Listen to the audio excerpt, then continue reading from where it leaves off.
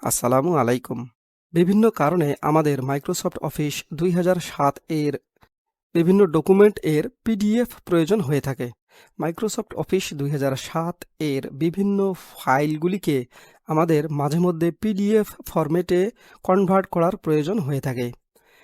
অধিকাংশ সময়ে Microsoft office ২০০৭ install করার সময় একটি অপশন যেমন save as PDF or XPS এই অপশনটি থাকে না।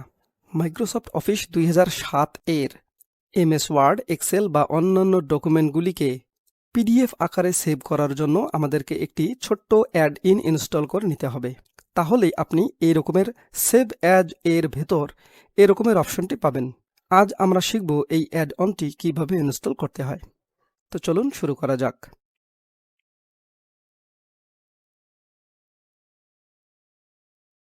যে কোনো একটি ব্রাউজার নিয়ে আপনি ডিসক্রিপশন এ থাকা লিঙ্কটিতে ক্লিক করে এই ওয়েবসাইটে প্রবেশ করতে পারেন।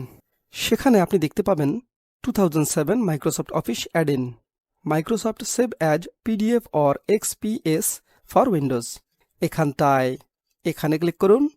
কিছুক্ষণের মধ্যেই এরকমের একটি ডাউনলোড মেসেজ আসবে।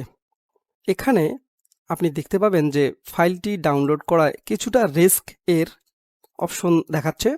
ডাউনলোড আনভেরিফাইড ফাইল এই অপশনটি ক্লিক করব। ফাইলটি ডাউনলোড হয়ে যাবে। ডাউনলোডকৃত ফাইলটির উপর রাইট বাটনে ক্লিক করে ওপেন বাটন প্রেস করুন। এরকমের একটি মেসেজ দেখাবে। আপনি এখানটায় ক্লিক করুন এবং এখানে ক্লিক করুন। ব্যাস, ইনস্টল হয়ে গিয়েছে।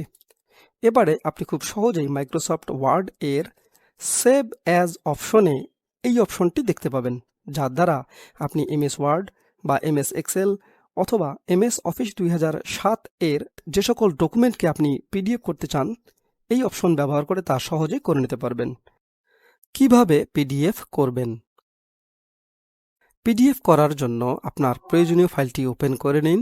এরপর এখানটায় ক্লিক করে এখানে ক্লিক করুন। এরপর আপনি আপনার ফাইলটি সেভ করার লোকেশন দেখিয়ে দিন এবং এইদিকে লক্ষ্য করুন ফাইলটি ওপেন হবে কি না, পিডিএফ করার পর ওপেন হবে কি না। সবকিছু ঠিক থাকলে এখানে ক্লিক করুন। বাস, কিছুক্ষণের মধ্যেই আপনার পিডিএফ ফাইলটি ওপেন হয়ে যাবে।